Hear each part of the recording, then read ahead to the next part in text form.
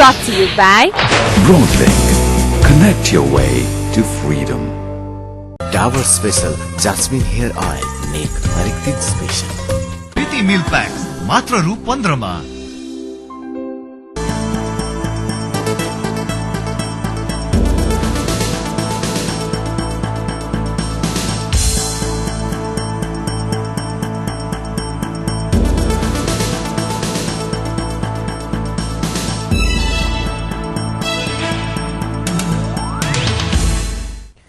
नमस्कार. सूचना सम्प्रेषणका लागि मात्र होइन, सामाजिक उत्तरदायित्वका लागि पनि प्राइम स्टोरीमा स्वागत छ. म रोहन श्रेष्ठ. दर्शकहरू, नेपालबाट दिनहुँ धेरै नेपालीहरू तीर्थको लागि, उपचार गर्न, अध्ययन र व्यापारका लागि छिमेकी मुलुक भारत पुग्छन्. भारत जानेहरूका लागि भारतीय मुद्रा त चाहियो नै, तर नेपालमा भारतीय रुपैयाँको नगद अभावले भारूको तस्करी फस्टाएको छ. 160 मा पाइने भारू 100 को नोट अहिले 165 तिरेर किन्नुपर्ने बाध्यता छ. यो बाध्यताका कारण मूलत सीमा क्षेत्रका जिल्लावासी बढी प्रभावित छन्. यो हेर्नुहोस्. भारतसँग सीमा जोडिएका तराईका शहरहरूमा वर्षौंदेखि भारतीय रुपियाँको अभाव देखिएको छ. तस्कर, सटही काउन्टर र केही व्यापारीहरूले कृत्रिम अभाव सिर्जना गरेकोले भारतीय रुपियाँको अभाव देखिएको यस क्षेत्रसँग सम्बद्ध व्यक्तिहरू दावी गर्छन्. नेपालबाट भारत तीर्थयात्रामा जाने, उपचारका लागि भारतीय अस्पताल जानेहरू र अध्ययनका लागि भारत जाने विद्यार्थीहरू, व्यापारीहरू यो समस्याबाट आजित छन्. भारतीय रुपियाँको विनिमय दर नेपालमा स्थिर राखिएको छ. भारतीय रुपियाँ नेपाली रुपियाँ भन्दा 0.6% महँगो छ. अर्थात 100 रुपियाँ भारूको नेपाली मूल्य 160 रुपियाँ तोकिएको छ. तर भारतीय रुपियाँको अभाव हुन थालेपछि भारूको मूल्य बजारमा 165 देखि 168 रुपियाँसम्म पुगेको छ. कृत्रिम अभाव सिर्जना गरिएका कारण बढी मूल्य तिरेर भारू किन्नु परेको सर्वसाधारणको गुनासो छ. नेपालको झापा, मोरङ, जनकपुर, पर्सा, बुटोल, वीरगंज, नेपालगंज लगायतका क्षेत्रमा भारूको अभाव विगत 3 वर्षदेखि निरन्तर छ. नेपाल राष्ट्र बैंकले केही स्थानमा सटही काउन्टर स्थापना गरे पनि त्यस्ता सटही केन्द्रबाट उपभोक्ताले पर्याप्त भारू लिन पाएका छैनन्. निजी क्षेत्रले स्थापना गरेको सटही काउन्टरले समेत माग अनुसारको भारू प्रवाह गर्न सकेको छैन. होइन, राष्ट्र बैंकसँग हुने भनेको दुईटा स्रोत हो. एउटा भारतको रिजर्भ बैंकबाट लिएर आएर बाँड्ने, अर्को नेपाल भित्रैबाट संकलन हुने. अब भारतमा काम गरेर ल्याउने मान्छेहरूले बैंकिङ पद्धतिमा साट्ने, टुरिस्टले साट्ने, अनि यो अरू विभिन्न स्रोतबाट आउने पैसाहरू बैंकभित्र आउने, बैंकबाट राष्ट्र बैंक जाने, राष्ट्र बैंकबाट फेरि बाहिर आउने हो. अब यही बीचमा नै विभिन्न मान्छेहरूले अब अलिक बढी पैसा दिएर किन्न थाल्यो भने त बैंकिङ सेक्टरबाट भन्दा बाहिरतिर बढी जाने सम्भावना हुने कारण त्यो हो. नेपाल राष्ट्र बैंकले भारूको विनिमय दर 100 को 160 रुपियाँ 15 पैसा र मनी चेन्जरलाई 160 रुपियाँ 40 पैसा बिक्री दर तोकेको छ. भारतीय रुपियाँ नेपालमा 165 देखि 168 रुपियाँसम्ममा बिक्री हुन थालेपछि केही तस्करहरूले भारतीय रुपियाँको कारोबार वर्षौंदेखि सञ्चालन गरिरहेका छन्. भारूको अवैध कारोबार मूलत तराई जिल्लामा फस्टाएको छ. नेपालबाट भारत निकासी हुने अदुवा, अलैँची, कुचो, सुपारी, हरिया तरकारी आदि बिक्रीबाट दिनहुँ 50 लाखदेखि 1,50,00,000 भारू झापाका व्यापारीले प्राप्त गर्छन्. यसरी प्राप्त हुने भारतीय मुद्रा व्यापारीहरूले नेपाली बजारमा राष्ट्र बैंकले तोके भन्दा बढीमा बिक्री गरिरहेका छन्. त्यस्तै नेपाल र शाखा भएका बैंकहरू वा भिजा कार्डहरू मार्फत समेत तस्करहरूले भारतीय रुपियाँको तस्करी गरिरहेका छन्. नेपाली बैंकमा नेपाली मुद्रा जम्मा गर्ने र भारतबाट भारू झिकेर नेपाली बजारमा तोकिए भन्दा बढी मूल्यमा बिक्री गर्ने गिरोह नै सक्रिय छ. यस्ता गिरोहले गाउँका सोझा सिधाको नाममा बैंक खाता खोल्ने र भिजा लगायतका कार्ड आफैसँग राखेर कारोबार गरिरहेका छन्. यो प्रवृत्ति रोक्न नेपाल राष्ट्र बैंकले भारतीय बैंकबाट एक दिनमा एकपटक मात्रै निश्चित रकम झिक्न पाउने नियम बनाएको छ. भारतीय बैंकबाट दिनको 10,000 भारू झिकेर नेपाली बजारमा 168 को दरमा बिक्री गर्दा पनि 800 रुपियाँ फाइदा हुन्छ. यो कारोबारमा सक्रिय गिरोहले एकसाथ धेरै एटीएम कार्ड प्रयोग गर्छन्. नेपाली बैंकहरूले दिने भारतीय यो क्रेडिट कार्ड, एटीएम कार्ड नेपालमा पनि चल्छ, भारतमा पनि चल्छ. मेरो खाता नेपालमा छ, नेपाली बैंकमा छ, अनि मेरो क्रेडिट कार्ड भारतमा पनि चल्छ. त्यसैले म इन्डियन एटीएममा गएर पैसा झिक्न पाइहाल्छु. अब त्यो पनि गरेको भन्ने सञ्चारमा माध्यममा व्यापकले रिपोर्ट भएको छ। त्यसमा कसैले छेकबार गर्न सक्दैन। खालि के भने दिनको 10,000 भन्दा बढी छेक्न पाउँदैन भन्ने रोक छ। त्यो सीमाभित्र बसिएर अब पैसा कसले भारतमा घुम्न गएको प्रयोजनको लागि छिक्यो, कसैले औषधिको लागि छिक्यो, कसले आयातको लागि छिक्यो थाहा हुँदैन। त छिक्न पाइहाल्छ, त्यसमा कुनै किसिमको रोकटोक छैन।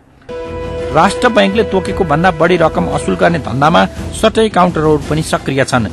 यो धन्दामा झापाका सटाई केन्द्रहरू बढी विवादमा पर्दै गएका छन्।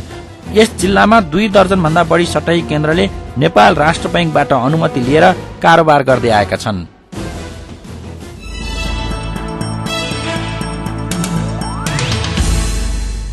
भारू नगद अभावको मौकामा चौका हान्नेहरूले फाइदा कमाएका छन्, तर सर्वसाधारणले भने शास्ति मात्रै पाएका छन्। कानूनी प्रक्रिया पूरा नगरी विदेशी मुद्रा बोक्नु पनि अपराध हो। यस्तै अपराध पूर्वी तराईका जिल्लामा फस्टाएको छ। यस विरूद्ध प्रहरीले निगरानी पनि बढाएको छ। प्रहरीको निगरानी बढेपछि झापामा के भयो त देखाउनेछौं यो ब्रेकपछि।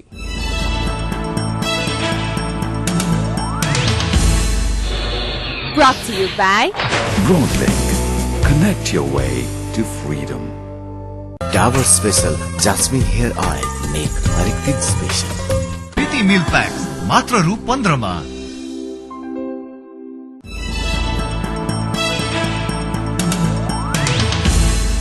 ब्रेकपछि पुनः स्वागत छ। तपाईं प्राइम स्टोरीमा हुनुहुन्छ र आज हामी तराई त्यसमा पनि झापामा भारूको अवैध कारोबार, भारू नगद अभावका विषयमा केन्द्रित छौं।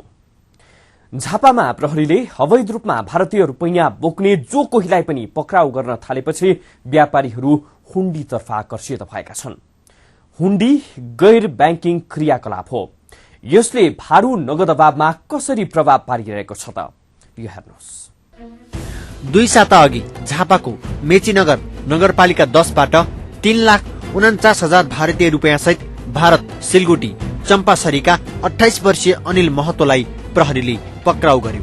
त्यस्तै गत असोज 30 गते सशस्त्र प्रहरी बलले 16,63,000 भारतीय रुपियाँ सहित ट्रक चालक रामबहादुर बराइली पक्राउ गर्यो। साउन 4 मा भद्रपुर विमानस्थलबाट 2,70,000 भारतीय रुपियाँ सहित भारतीय नागरिक रमाकोटी रेड्डी पक्राउ परे। झापामा भारतीय रुपैयाँको अवैध कारोबार फस्टाएपछि प्रहरीले नियन्त्रणको प्रयास गर्यो। यसलाई सकारात्मक कदम मान्न सकिन्छ।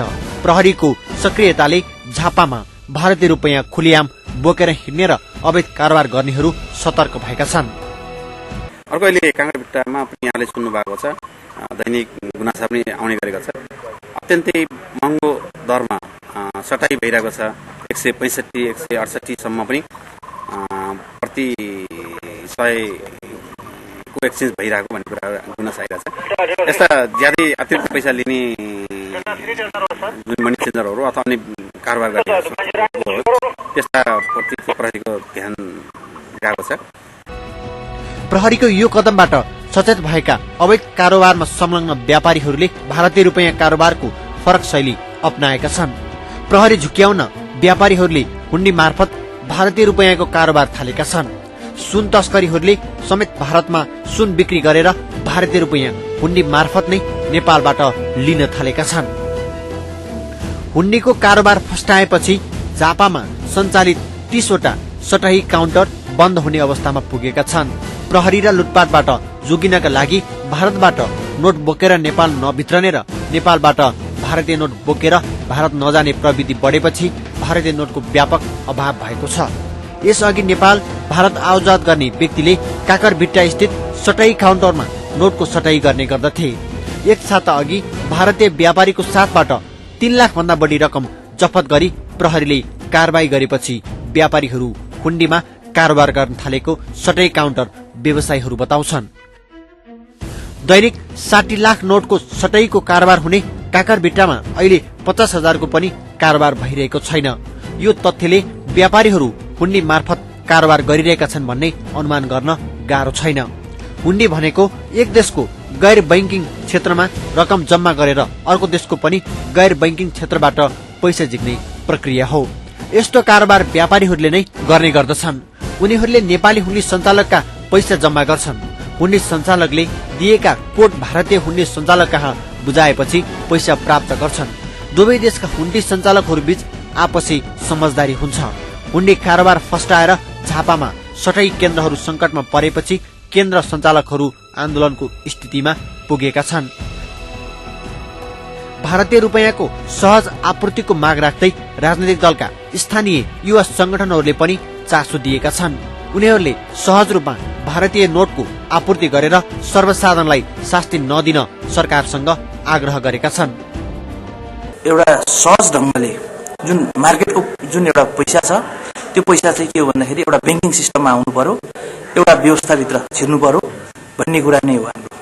झापाको काँकडभिट्टा स्थित नेपाल बैंकमा भारतीय रुपैयाँ साट्नेहरूको भेट हुने गर्छ। बैंकका अनुसार भारतीय रुपैयाँको दैनिक माग 10 लाख छ, तर अभावकै कारण दैनिक 2 लाख भन्दा बढी वितरण गर्न सकिएको छैन। समग्रमा भन्नुपर्दाखेरि काँकडभिट्टा बोर्डरमा यो बोर्डरमा दैनिकी 10 लाख चाहिँ न्यूनतम आवश्यकता छ, जसमा हामीले जम्मा 2 लाख मात्र सप्लाई गर्ने गरेकोमा जनतालाई चाहिँ मार्का परेकै हो यसले गर्दाखेरि। झापामा भारतीय रुपैयाँले सर्वसाधारणदेखि राजनीतिक दलका नेताहरूसम्मलाई छोएको छ। व्यापार बढी हुने झापामा मोरग लगायत जिल्लामा भारतीय रुपैयाँ उल्लेख्य माग छ। भारतीय रुपैयाँको कारोबार बैंकिङ प्रणाली अन्तर्गत भएमा अभाव नहुने विज्ञहरूले बताउँदै आएका छन्।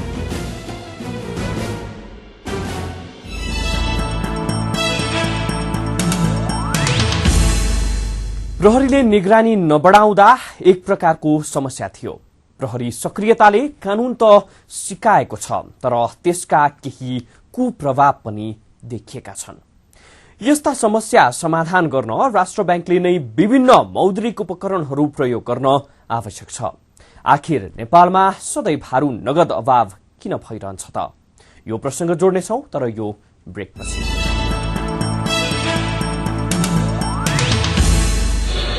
Brought to you by Broadlink. Connect your way to freedom. Dabur special jasmine hair oil, नेक हरेक दिन स्पेशल। प्रीति मिल्क प्याक्स मात्र रु 15 मा।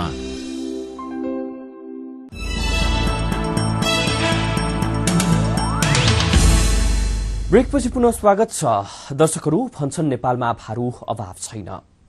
व्यापारीहरू बैंकिङ प्रणालीमा नआउँदा बेला बेलामा भारू नगद अभाव देखिने गरेको छ। नेपालमा भारू प्राप्त गर्ने सीमित स्रोत छन्, तर गुमाउने हजारौं कारणहरू छन्। भारू नगद अभावका विषयमा विज्ञको धारणा के छ त? यो हेर्नुहोस्। नेपालमा भारतीय रुपैयाँको नगद अभाव व्यापारीहरूकै कारण सृजना भइरहेको विज्ञहरू दावी गर्छन्। नेपाल भारत बीचको खुला सीमा, अनौपचारिक व्यापार, आयातमा न्यून बीजकीकरण गरी प्रज्ञापन पत्र तयार पार्ने कारण भारतीय मुद्राको नगद अभाव सृजना भएको हो। खुला सीमाका कारण धेरैले गैर बैंकिङ प्रणालीबाट व्यापार गर्छन्, जसका कारण भारतीय रुपैयाँ बजारमा नै रहन्छ र बैंकसम्म पुग्दैन। बैंकमा नपुगेपछि तस्करहरूले भारूको मूल्य बढाएर कारोबार गर्ने मौका पाउने गरेका छन्। नेपालमा भारतीय रुपैयाँ आउने स्रोत मूलतः 2वटा छन्। पहिलो त नेपाल राष्ट्र बैंकले भारतीय रिजर्भ बैंकबाट किनेर ल्याउँछ।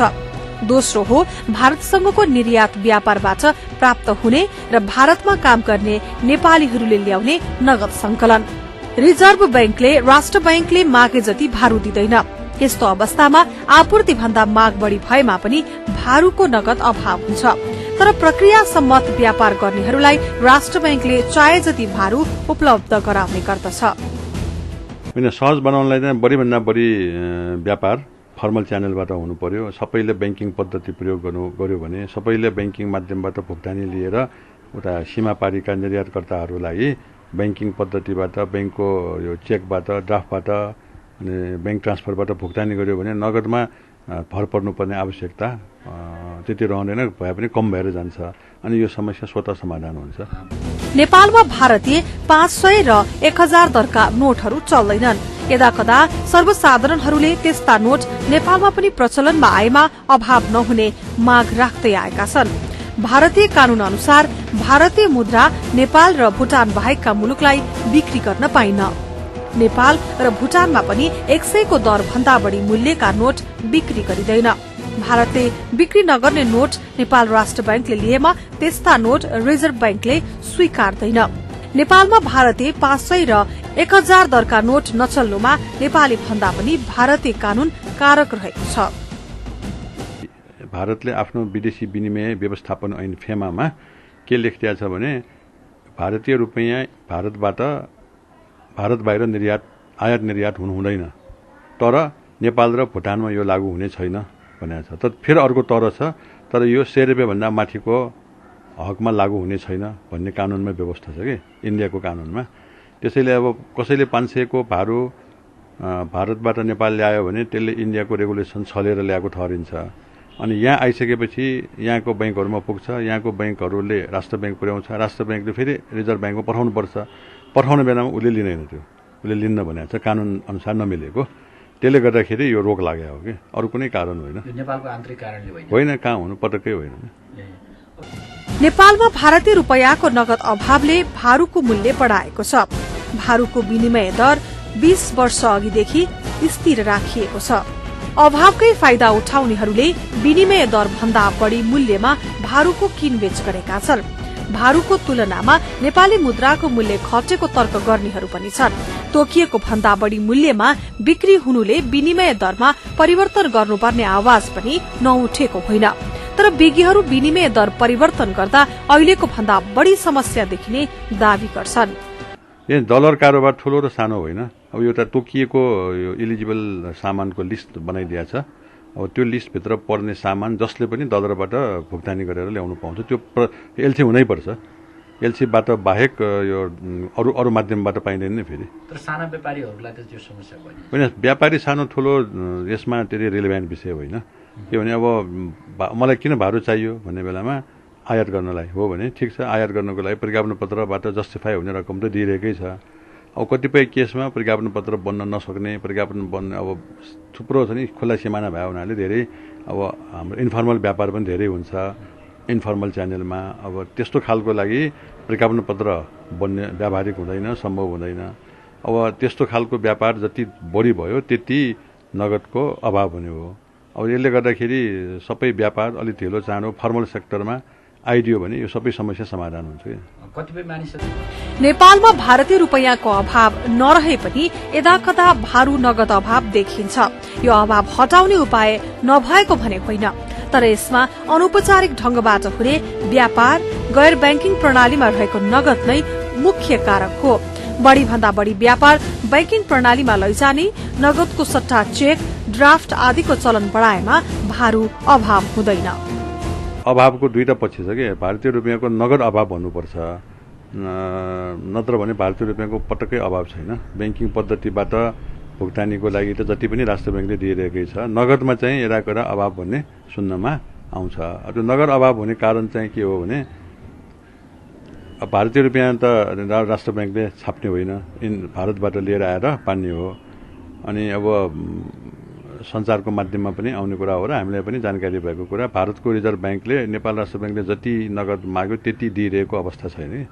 उसको विभिन्न कारणले होला, उसले अब महिनाको यतिभन्दा बढी हामी दिन सक्दैनौँ भन्ने एउटा क्याप लगाइदिया हुन्छ। उसले जति दिन्छ त्यो लिएर आएर बान्ने भयो। त्योभन्दा बढीको माग भयो भने अनि स्वतः अभाव हुन्छ। अब त्यसको सैद्धान्तिक हिसाबले हेर्ने हो भने त्यसको विकल्प भनेको अन्य उपकरणहरू प्रयोग गर्ने हो, बैंक ड्राफ्ट प्रयोग गर्ने, बैंक ट्रान्सफर गर्ने। अब त्यो नेपाल र भारतको बीचमा व्यापार जुन किसिमको यो सीमा बोर्डर ट्रेड हुन्छ त्यसमा सायद चाहिँ अब अन्य उपकरणहरू त्यति उपयुक्त नहुने होला, अथवा आयातकर्ताहरूलाई त्यति सहज नहुने भएर नगदै खोज्ने, नगदको अभाव हुने कारण चाहिँ त्यो हो। प्रक्रिया सम्मत व्यापार गर्नेहरूले भारू अभावको समस्या झेल्नु नपरे पनि सर्वसाधारणहरूका लागि भने यो ठूलो समस्या भएको छ। सीमावर्ती भारतीय बजार जानेहरू, तीर्थ जाने, अध्ययनका लागि जाने र उपचारका लागि भारत जानेहरूका लागि भारू नगद अभावले सताइरहेको छ।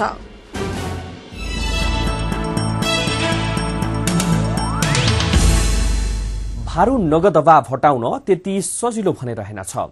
नेपाल भारत बीचको लामो खुला सिमाना, अनौपचारिक व्यापार, भन्सारमा न्यून विजकीकरण जस्ता कारणले यो समस्या देखिएको छ। यसो भन्दैमा भारू नगद अभाव हटाउनै नसकिने प्रकृतिको भने छैन। यसका लागि सरकार र राष्ट्र ब्याङ्कले विशेष पहल गर्न जरुरी छ। दर्शकहरू, सामाजिक उत्तरदायित्व सहितको पत्रकारितामा हामी निरन्तर समर्पित रहिरहनेछौं। प्राइम स्टोरी सम्बन्धी कुनै पनि प्रतिक्रिया भए primestory@himalaytv.com मा इमेल गर्न सक्नुहुनेछ। झापा संवाददाता पंकज शर्माको सहयोगमा तयार पारिएको आजको प्राइम स्टोरीबाट विदा हुन चाहन्छौं। नमस्ते।